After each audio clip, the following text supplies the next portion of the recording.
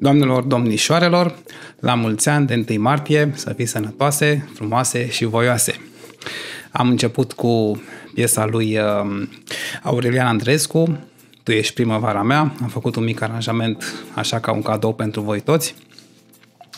Și astăzi este prima zi din luna martie, așa că este timpul pentru a vedea cine a câștigat premiul pentru cel mai bun comentariu sau cel mai frumos comentariu sau comentariu care pur și simplu mi-a atras mie atenția în decursul lunii februarie. După cum știți, sau pentru cei mai noi, poate nu știți, în fiecare lună avem un mic concurs în care eu voi selecta la sfârșitul lunii cel mai frumos, original, amuzant, înduioșător, orice fel de comentariu interesant, frumos pe care îl găsesc la voi. Poate fi un candidat pentru a câștiga acest premiu, premiul fiind o partitură pe care să vă alegeți de pe site-ul meu. Îmi dați un mail la răzvan.profdechitară@gmail.com cu partitura dorită și eu o să vă trimit. Ok, hai să vedem pe cine alegem de această dată. Am făcut aici o mică selecție, Am parcurs un pic comentariile din această lună. Imediat să vedem, să vedeți și voi pe ecran ce se întâmplă. Ia să vedem. Avem aici oare posibilitatea să vedem chestia asta sau nu? Iată că putem să o vedem. Așa, dar vreau să mă văd și eu totuși un pic. Imediat să mă fac mai micuț un pic, ca să mă vedeți pe mine un pic aici. Așadar o să vedem comentariile și o să vă spun pe cine am ales.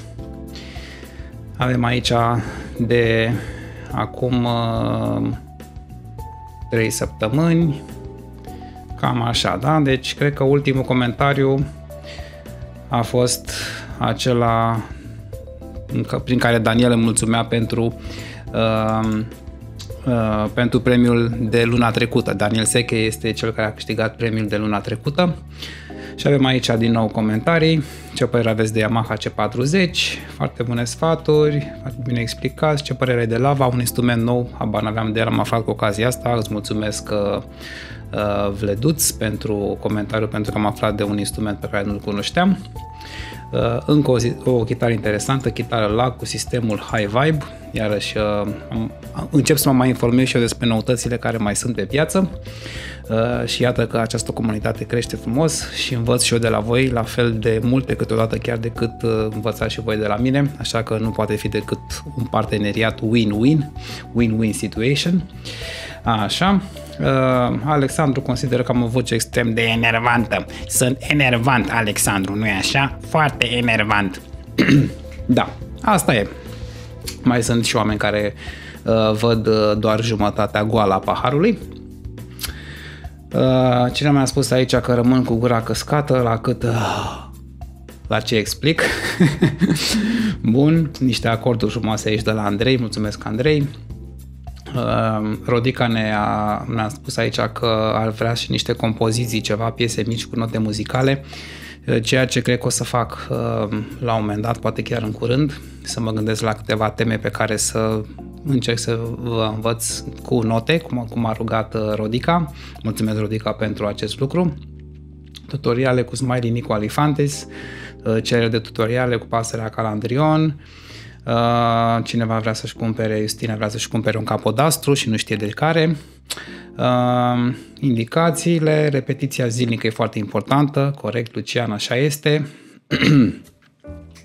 Și iată, Bike Boy aici ne-a scris că eu am să cânt de la tine. Probabil că vrea să spună că vrea să facă ceea ce fac eu și să învețe și el. Și apoi mi-a scris aici că are cineva vreun sfat cum să învăț notele la chitară mai repede. Probabil că el se chinuie acolo să se dumirească care e treaba cu notele. Zice aici că eu, neavând posibilitatea de a merge la un profesor, am început să învăț singur de pe YouTube și mi-e destul de greu. Acest comentariu mi-a atras atenția. Este probabil un băiat care, nu știu, nu-l cunosc, evident, nu știu de unde este și cine este. Bănuiesc din ceea ce a scris că poate nu are posibilitatea financiară de a studia cu un profesor. De aceea am ales acest comentariu al lui Bike Boy pentru a putea să beneficieze de la mine de o partitură gratuită. Deci ești Bike Boy, felicitări! Ești câștigătorul acestui concurs. Ia să anulez asta acum și să mă trec înapoi pe tot ecranul. Așa. Așadar, Bike Boy, sper să te ajute partitura pe care o să primești de la mine. Tot ce trebuie să faci este să dai un mail la răzvan@gmail.com. Așa este, acesta este mailul corect. Te uiți pe site-ul meu răzvangrigorescu.com, acolo la secțiunea magazin virtual și îți alegi o piesă, atenție, o piesă, dar nu un bundle. Un bundle este compus din mai multe piese, deci poate să fie o piesă și din cadrul unui bundle, dar o singură piesă, da? Deci îți alegi o piesă, oricare vrei tu, indiferent de unde este de pe tot, din magazinul meu virtual de pe site și îmi dai un mail, după cum ți-am zis.